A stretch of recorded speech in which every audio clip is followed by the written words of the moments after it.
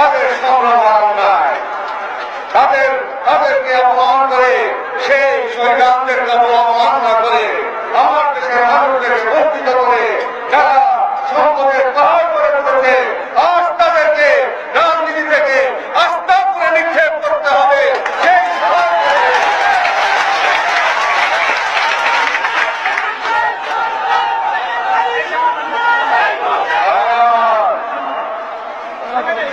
সেই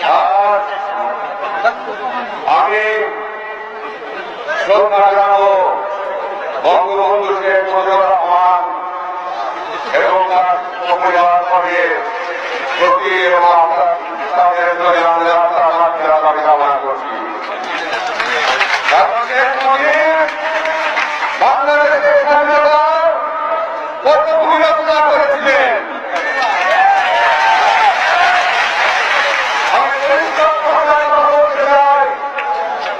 আমি শ্রদ্ধা জানাবো আরেকজন মহান নেতার প্রতি, যিনি হচ্ছেন শহীদ রাষ্ট্রপতি জিয়াউর রহমান সাহেব। দেশের বিরোধ মুহূর্তে শেখ মুজিবুর রহমান সাহেব যখন, বঙ্গবন্ধু যখন তার বাহিনীর কাছে নিপীড়িত হবেন, ঠিক সেই মুহূর্তে সেই অসহায় অবস্থায় এই শহীদ রাষ্ট্রপতি জিয়াউর রহমান দেশের কান্ডারি হয়ে আমার জনসাধারণকে রক্ষিত করে তিনি জানিয়ে করেছিলেন হানাদারির বিরুদ্ধে, কিন্তু তাকে ষড়যন্ত্র করা হয়েছে, তাকে নিরন্তর হত্যা করা হয়েছে, তার আত্মার মাতৃকার আমরা কামনা করি।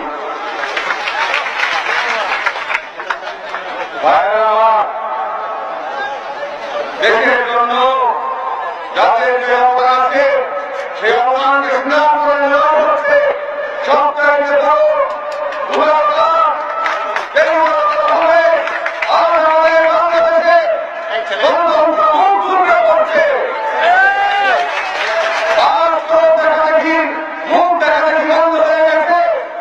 আমি বিশেষ করে দুই প্রধানমন্ত্রী দলের প্রধানমন্ত্রী এবং মাননীয় প্রধানমন্ত্রী এবং বিরোধী দলনেত্রী দুজনকে বলবো,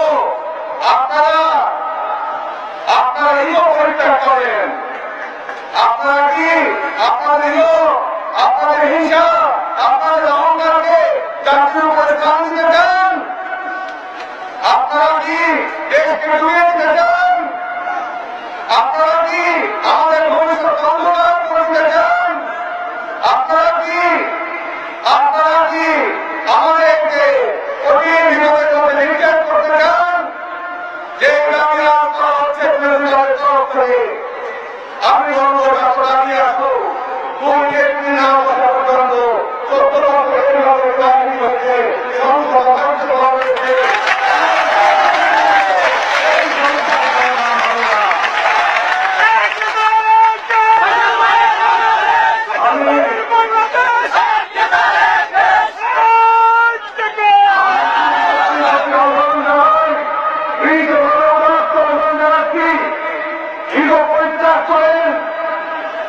ব্যক্তি স্বার্থ ব্যক্তি স্বার্থ দলীয় স্বার্থ সমাজের নেন, জাতীয় স্বার্থ রক্ষা করে করেন এবং আপনারা সমস্ত শেষ করে স্লোগান বিরাজনীতি ওঠেন, মুখ রাজনীতি না রাজনীতি রাজনীতি তিনি এই সরকার বাংলাদেশে রাজনীতি কোথাও নাই। আপনারা ধরে থাকেন এবং আপনারা যদি সমস্যার সমাধান করতে পারেন তাহলে বিশেষ করে রাজনৈতিক বিষয়ে, অর্থনৈতিক বিষয়ে এবং আইন শৃঙ্খলার বিষয়ে, নিরপেক্ষ নির্বাচনের বিষয়ে, তারপর নিরপেক্ষ তত্ত্বাবধানের বিষয়ে আপনারা যদি একমত হতে পারেন, আমরা আপনাদেরকে পাঠালাম,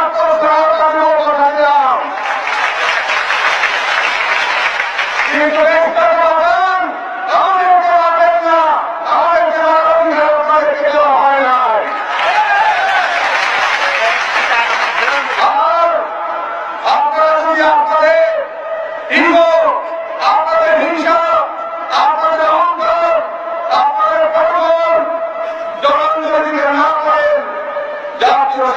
যদি আপনারা সমঝোতা করতে না পারেন তাহলে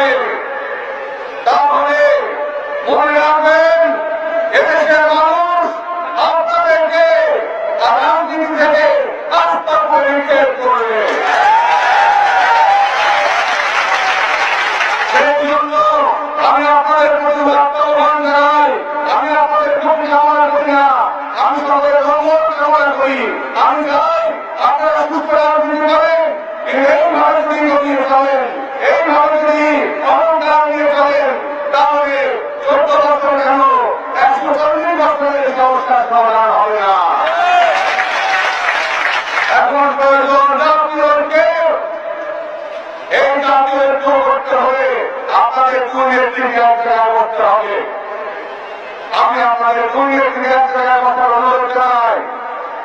আপনারা যদি না বসেন তাহলে যাদের বাড়ি তার একটা কমিটি অব্যাহত রাখবে আগামী নির্বাচনে 300 আসনে প্রতিদ্বন্দ্বিতা করবে।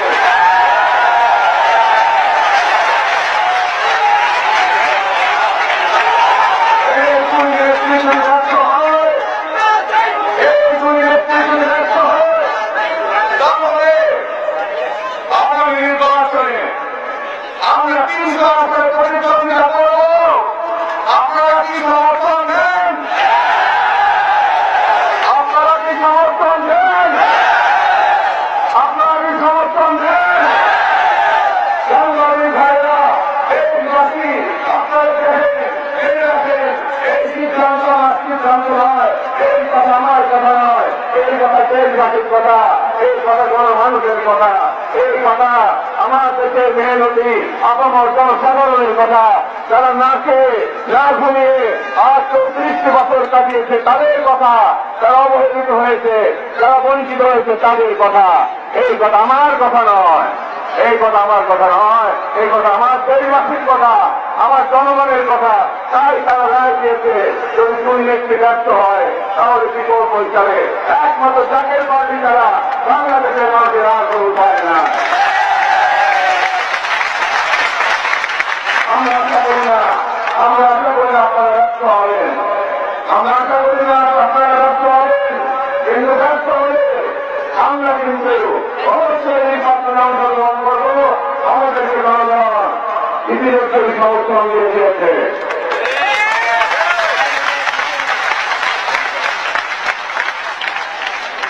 যতদিন পর্যন্ত আমার দেশের মানুষের হিরণ্য মানুষের অন্যের সংস্কার না হবে, যতদিন পর্যন্ত আমার দেশের অসহায় মানুষের মাথা গোনা ঠাঁই না হবে, যতদিন পর্যন্ত আমার দেশের মানুষ সুচিকিৎসা না পাবে, যতদিন পর্যন্ত তারা সুখে শান্তিতে জীবনযাপন করতে না পারবে, যতদিন পর্যন্ত উন্নত বাংলাদেশ গঠিত না হবে, ততদিন পর্যন্ত চাকের বাড়ি রাজপথে আছে, চাকের বাড়ি রাজপথে আছে। চাকের বাড়ির কর্মীরা জীবনকে ভয় করে না, জীবনকে পরোয়া করে না, তারা শান্তি মিথ্যে বিশ্বাস করে। আমরা কারো আঘাত করি না, কিন্তু আমাদের উপর যদি আঘাত করার চেষ্টা করা হয় তাহলে মনে রাখবেন আমাদের দেশের মানুষের হাতে লাঠি আছে, আপনাদেরকে মাটির সাথে মিশিয়ে দেওয়া হবে। বাংলার কোটি কোটি জনতা আপনাদেরকে ছাড়বে না, বাংলার 14 কোটি মানুষকে দাবিয়ে রাখতে পারবেন না, আর শোষণ করতে পারবেন না, আর শোষণ করতে দেওয়া হবে না। বাইক পরিবার চালিয়ে রাষ্ট্র পরিবার তৈরি করেছেন, বিদেশে হাজার টাকা পাচার করেছেন, টাকা পাহাড় করে করেছেন, কোথায় গিয়ে আমার গরিব মানুষের টাকা, কেন এই টাকা আমার গরিব মানুষের জন্য ব্যবহৃত হল না? আমরা এর কাছে জিজ্ঞাসা করতে চাই, সেই সমস্ত সেই অহিংসাবাদী সেই সমস্ত রাজনীতিকে এখানে জিজ্ঞাসা করতে চাই, কোথায় গিয়েছে অর্থ? সেই জবাব আপনাদেরকে আল্লাহর কাছে দিতে হবে, সেই জবাব আপনাদেরকে দেশবাসীর কাছে দিতে হবে, বিশ্ববাসীর কাছে দিতে হবে। ভাই আমার একটি দল আমি ইতিমধ্যে বলেছি, জামাত ইসলাম হয়েছে ৭১ স্বাধীনতা যুদ্ধে তারা তাদের ভূমিকা আপনারা জানেন। নারী ধর্ষণকে তারা বৈধ ঘোষণা করেছিল।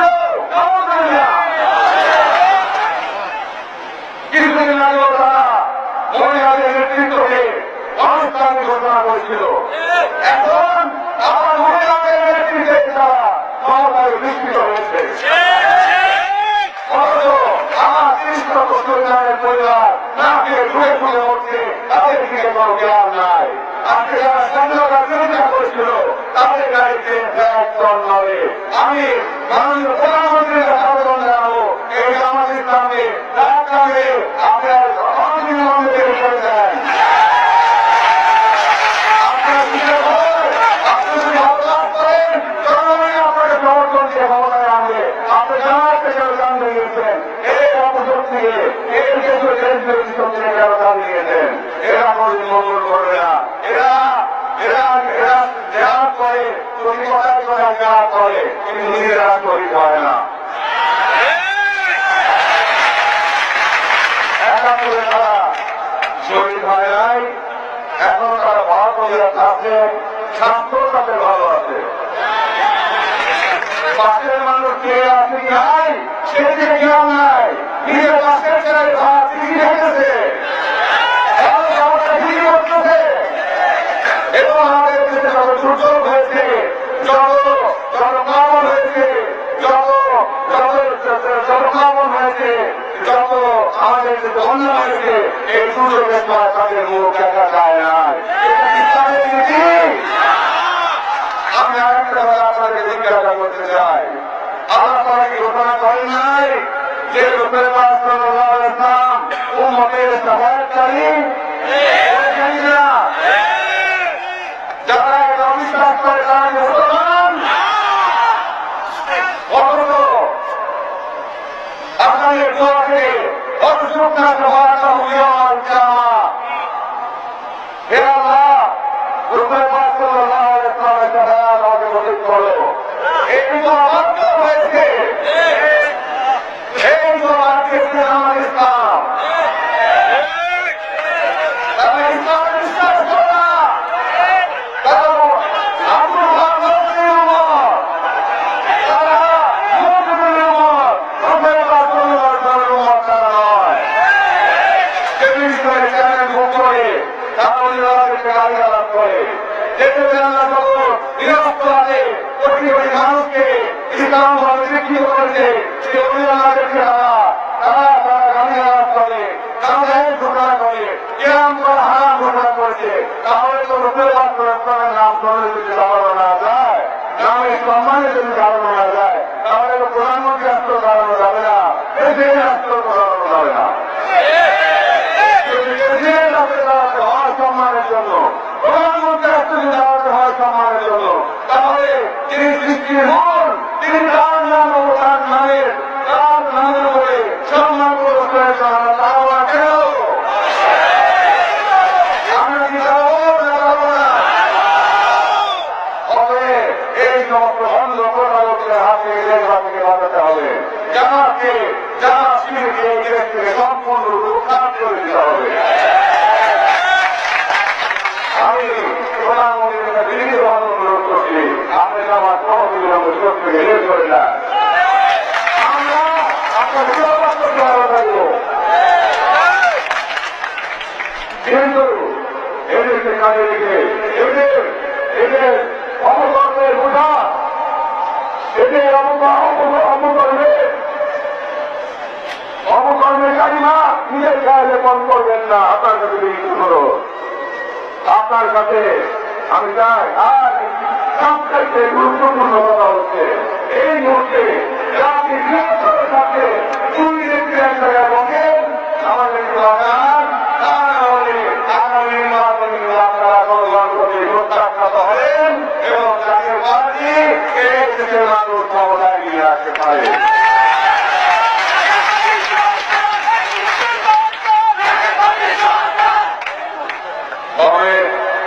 প্রধানমন্ত্রী বেগম খালেদা জিয়ার প্রতি আমি শ্রদ্ধা জানাই। একটি কারণে কারণ আমার আব্বা হুজুর যখন ইন্তেকাল করেছিলেন তখন একমাত্র তুমি বিরোধী দলের নেত্রী ছিলেন, তখন উনি একমাত্র প্রস্তাব দিয়েছিলেন, অন্য কোনো নেতানেত্রী দেয় না। সেই জন্য আমি আমার কৃতজ্ঞতা আমার কাছে জানাই। আমরা সকলে আমার কাছে কৃতজ্ঞ, কিন্তু জাতীয় স্বার্থের পক্ষে আমরা কাজ করতে পারি না। জাতীয় স্বার্থের পক্ষে আমরা হাত মেলাতে পারি না। যতক্ষণ পর্যন্ত জামাতকে চলে রাখেন আমাদের সহায়তা আপনারা পাবেন না। আর আমার দেশের মানুষ সহায় রেখে, দেশের মানুষকে দুরাত্ম রেখে যারা ধর্মের কথা বলে বলেছেন তোমার প্রতিবেশী সে যদি অন্য ধর্মাবলম্বী হয়, সে যদি অমুক্ত থাকে, আর তুমি যদি নজর করতে করে যাও তাহলে তুমি আমার উম্মত না। আর বিদায় হতে সময় রসুলাম বলেছেন ধর্ম নিয়ে বাড়াবাড়ি করবে না, ধর্ম নিয়ে বাড়াবাড়ি করতে গিয়ে অনেকে অনেক জাতি আল্লাহর ব্যাপারে হালাত হয়ে গেছে। বলেন নাই? বলেন যারা জানেন বলেন নাই? আচ্ছা, তাই যদি হয়ে থাকে তাহলে আমি জিজ্ঞাসা করতে চাই, আপনারা যুবক মুক্তি করে খান, গাড়ির ভিতরে চলে যান, আপনার প্রতিযোগী নিয়ে আসে যাই, কোনদিন খবর নিয়েছেন? যারা করে বিক্ষোভ করে পশ্চিমে বসবাস করে তাদের মুখে একটা সংরক্ষণ করে দিয়েছেন আপনারা। আপনারা ব্যাংক স্থাপন করেন, আপনারা ব্যাংক স্থাপন করেন, আপনারা হাসপাতাল বানান, আপনারা লোকদেরকে গাড়ি দেন, নিজেরা ব্যক্তি জীবনযাপন করেন। এই অর্থ আসে করতে দেশবাসীদের চায়। আর আমি বলতে চাই, যারা আমার দেশের মানুষের রক্ত শুকিয়েছে, যারা আমার দেশের মানুষকে ঢুকিয়েছে, যারা আমার দেশের মানুষকে বঞ্চিত করেছে, যারা আমার দেশের মানুষকে আমার রেখেছে, যারা বাংলাদেশকে অন্য বাংলাদেশ করে দেয় নাই, যাদের ক্ষমতায় আসছে তাদেরকে চিহ্নিত করা হবে এবং আদালতে তাদেরকে বিচার করা হবে এবং অর্থ সুদে আসলে তাদের কাছে বের করা হবে ইনশাআল্লাহ। আর একটি কথা আমি আপনাদেরকে জানাতে চাই,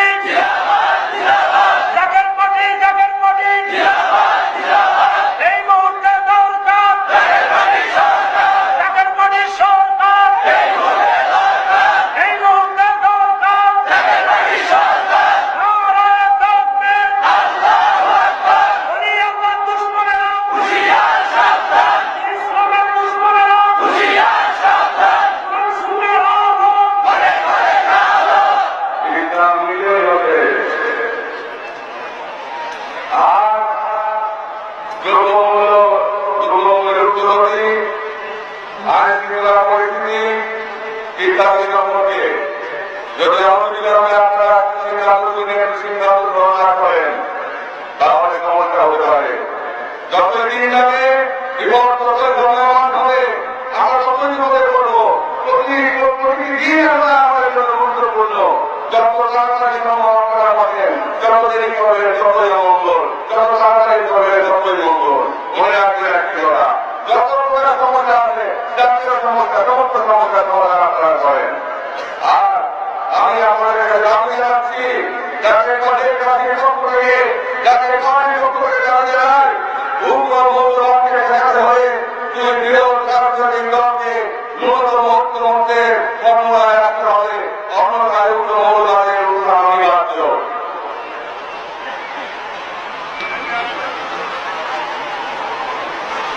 আমার 2 নম্বর দাবি,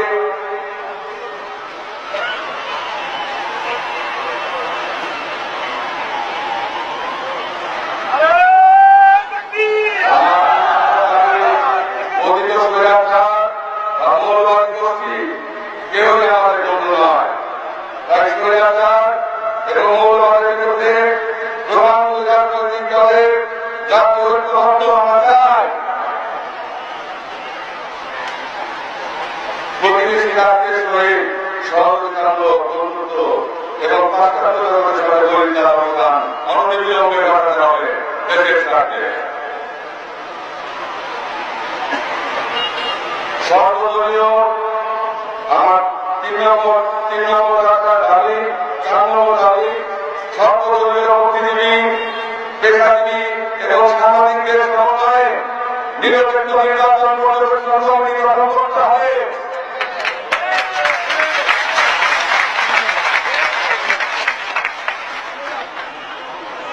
আর আমার পঞ্চমী নিরপেক্ষ নির্বাচন অনুষ্ঠানের অনুকূল রূপের সৃষ্টির স্বার্থে দুই নেত্রীর মধ্যে প্রত্যক্ষ সংলাপ অনুষ্ঠিত হতে হবে।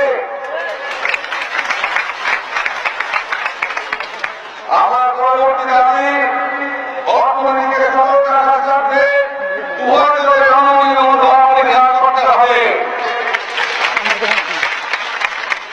আমার পরবর্তী দাবি, দুর্নীতি মুক্ত, সন্ত্রাস মুক্ত এবং হরতাল মুক্ত বাংলাদেশ প্রতিষ্ঠার লক্ষ্যে জাতির নিকট দুই নেত্রীর যৌথ অঙ্গীকার করতে হবে।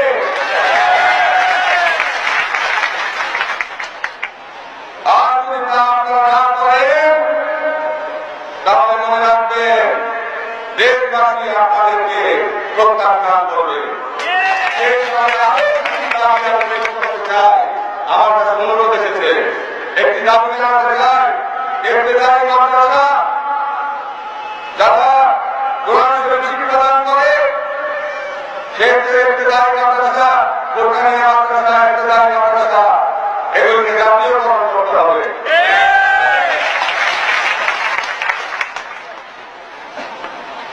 সেই বাল্যকাল থেকে সে শাস্ত্র সাল থেকে শুনে আসছি, অন্য যায়, কষ্ট যায়, বাঁচার মতো আসতে যায়, কেউ মাত্র কেউ মারে না, তা হবে না, তা হবে না। দুর্ভাগ্য এবং পরিণামের বিষয়, যে লক্ষ্য নিয়ে, যে উদ্দেশ্য নিয়ে 30 লক্ষ আমার ভাই শাহাদাত করলেন, 2 লক্ষ মানুষ সংখ্যক হারালেন, তাদের রক্তের পূজা বর্ণনা করে আমাকে দেশকে চরম বিপদের মুখে ঠেলে দেওয়া হয়েছে। এই অবস্থা আমরা চলতে দিতে পারি না। আমরা আমাদের ভবিষ্যৎ ধ্বংস করতে পারি, আমরা আমাদের ভবিষ্যৎ ধ্বংস করতে পারি। আমাদেরকে বুঝে রাখতে হবে, আমরা ছাড়বো না যতক্ষণ পর্যন্ত আমাদের জায়গা রাখা হবে, ততক্ষণ পর্যন্ত বাংলাদেশ করে না উঠবে, ততক্ষণ পর্যন্ত স্বাধীনতা শেষ হয় আমরা ঘরে পৌঁছে দিতে না পারবো। জাতি ধর্ম বর্ণ নির্বিশেষে আমি যতক্ষণ পর্যন্ত পৌঁছে দিতে না পারবো, ততক্ষণ পর্যন্ত জাতির পার্টি জনগণকে থাকবে, রাজপথ আছে, রাজপথে থাকবে। আপনারা প্রশ্ন আছেন না? আপনারা প্রশ্ন আছেন?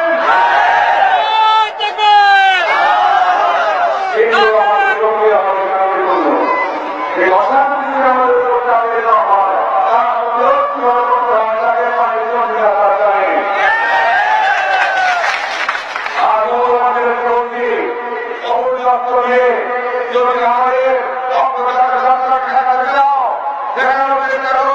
মনে রাখবা আমাদের জন্য আমাদের হাতে দেশবাসীর হাতে 3টি অস্ত্র আছে। একটি হচ্ছে আল্লাহর রহমত, একটি হচ্ছে আমাদের নামার দোয়া, আর একটি হচ্ছে কোটি কোটি মানুষের হাতের লাঠি লাইসেন্স লাগে না।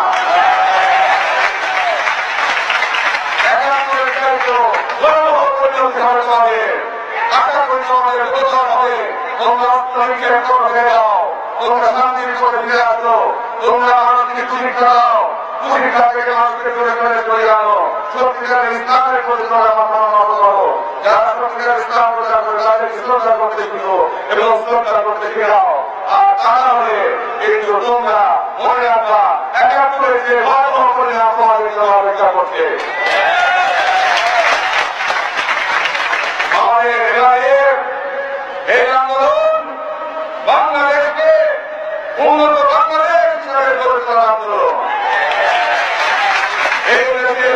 হিন্দু মুসলমান বৌদ্ধ খ্রিস্টান সবাই শান্তিতে ঘুমাবে, সবাই শান্তিতে থাকবে, সবাই একসাথে বসবাস করবে, কেউ কারোর হস্তক্ষেপ করতে পারবে না, ধর্মের নামে কোনো প্রকার হত্যাকাণ্ড দেওয়া হবে না। আর ধর্মের নামে প্রতারণা করতে দেওয়া হবে না, সেই নিষেধ হয়ে গেছে। তাই আমি বলতে চাই, আমি প্রমাণ করেছি অন্য ধর্মাবলম্বী যারা আছেন বৌদ্ধ খ্রিস্টান, আপনারাও যদি প্রমাণ তুলে দেন আপনারাও খুঁজে পেতে পারেন। আজকে এই মঞ্চে দাঁড়িয়ে, কারণ ইসলাম নিজেই হচ্ছে ধর্ম নিরপেক্ষ, ইসলাম সহনশীলতার ধর্ম, ইসলাম সেই সহনশীলতা আমাদেরকে শিক্ষা দিয়েছেন। বিশ্ব বিখ্যাতরা সেই সহনশীলতা, সেই স্তব্ধ ইসলাম আমাদেরকে শিক্ষা দিয়েছেন, সেই প্রেমের ইসলাম, সেই ভালোবাসার ইসলাম আমাদেরকে শিক্ষা দিয়েছেন। অতএব আমরা সেই ইসলামে বিশ্বাস করি, মৌলবীর কথায় বিশ্বাস করি না, ও আব্দুল ওয়াহাব নবীর কথায় আমরা বিশ্বাস করি না।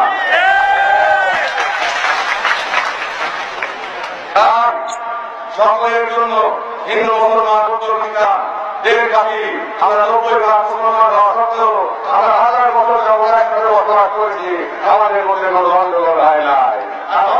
ইনশাআল্লাহ যত চেষ্টা আপনারা করেন না কেন, যত রায় করে আপনারা বলেন না কেন, আপনি কাজ করবেন 90 লাখ মুসলমান থেকে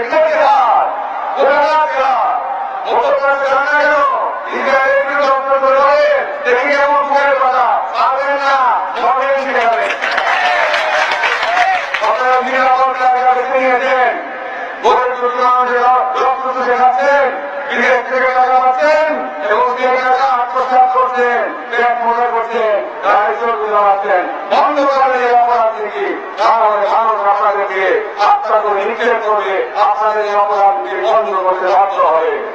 এবং এই অপরাধকে বন্ধ না হওয়া পর্যন্ত যাদের বাড়ি রাজপথে আছে, যাদের বাড়ি রাজপথে থাকবে, আমাদের লড়াইয়ের সংগ্রাম হবে সুখী সমৃদ্ধ জাতি বন্ধ বাংলাদেশ করা সংগ্রাম। বাংলাদেশ জিন্দাবাদ, জাতীয় পার্টি জিন্দাবাদ, বিশ্ব জিন্দাবাদ।